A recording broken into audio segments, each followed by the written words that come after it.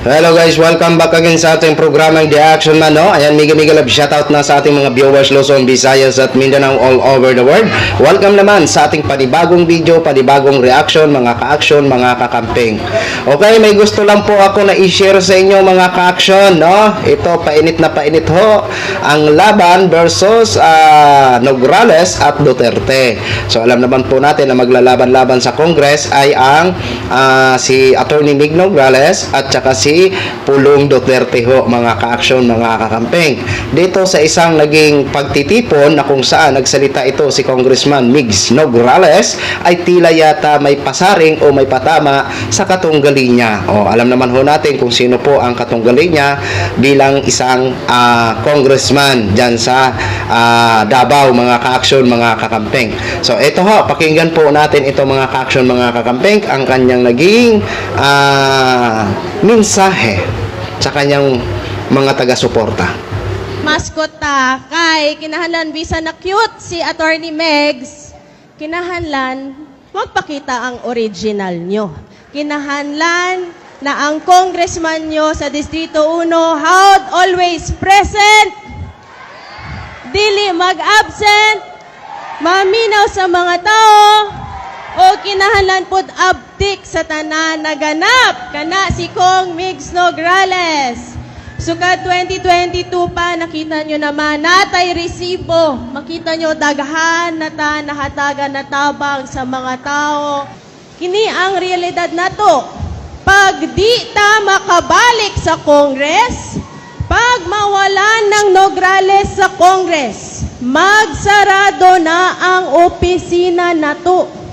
Kung magsarado na ang opisina nato, wala na tang assistance mahatag sa mga tao.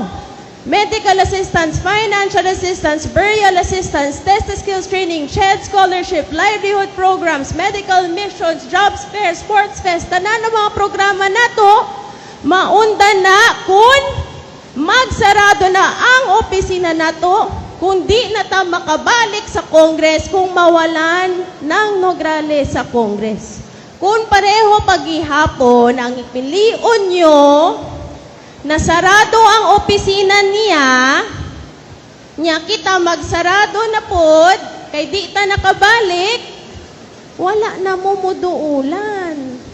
Kana ang realidad na to. Karon, wala pa nyo mabati na kay naapa ko. Pero kung mawala na ko, kaluoy sa mga tao. Gibiyaan na baya mo. Wala na gani siya diri sa Davao. Nagsarado opisina, nasa abroad na, ambot kung asan. Pero kita, bisan kinsa pa mong bash sa ako bisan kinsa pa magdaot-daot, magbuot-buot storya, wala tamo gibiyaan kana si Kong Migs Nograles. So yun na ho mga ka-action, mga kakamping, no, napanood na natin at napakinggan na po natin ang patama niya o pasaring sa kanyang katunggali.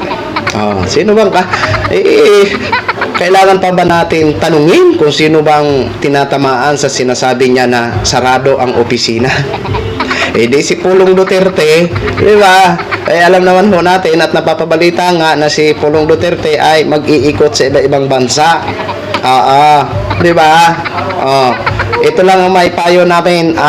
Doon kasi Bisaya, alam ko hindi nyo gaano maintindihan ng Bisaya. Okay, for short na lang, ayon kay Mig Nograles, pag hindi daw siya makabalik sa pwesto bilang isang congresswoman, ay mawawala na rin ang mga benefits na kung saan yun yung pinapa-implement niya sa kanyang distrito. Nabanggit niya po ang kanyang mga programa. So, ibig sabihin, kapag hindi daw siya makabalik, mawawala na daw ho yun at magsasarado na ho daw ang kanyang opisina. Kaya ito po ang sabi ko sa inyo mga Davaoenyo. Piliin nyo po ang tama, 'di ba? Piliin nyo po ang may malasakit sa inyo. Di ba? Kasi nakikita ko din po sa Facebook page ni Attorney Meg Nograles dahil nakapalo din po ako sa kanya kung ano po ang mga activities niya po. At tumugma po ang kanyang mga sinabi tulad ng mga benefits na kanyang nabanggit. Okay? Kaya sabi ko nga sa inyo, dabawin nyo, gising na. Di ba?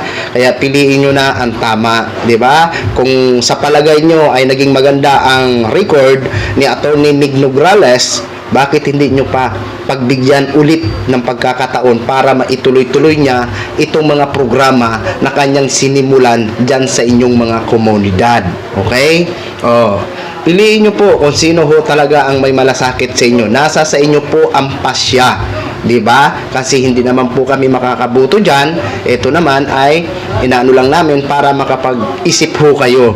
Diba? Tulad ng aming pagpili dito sa aming mga opisyal na gusto naming i-elect dito sa local opisyal, ay pinipili po namin ang may mga puso at tapat at handang magserbisyo sa amin ng patas at walang kinakatigan. Kaya yan, sinasabi ko nga sa inyo, kung naging maganda para sa inyo mga Dabawenyo ang naging record ni Congresswoman Attorney Meg Nograles, bakit hindi nyo pa ibalik ulit, 'di ba? Para maituloy-tuloy niya yung mga nasimulan niyang mga activities o programa diyan sa inyong mga komunidad. Okay? Bahala na kayo po dyan ang mag-decide kung sino po ba talaga naman ang nasa puso nyo. Di ba? So yun lang ho mga ka-action, mga kakamping knog, share ko lang ho sa inyo.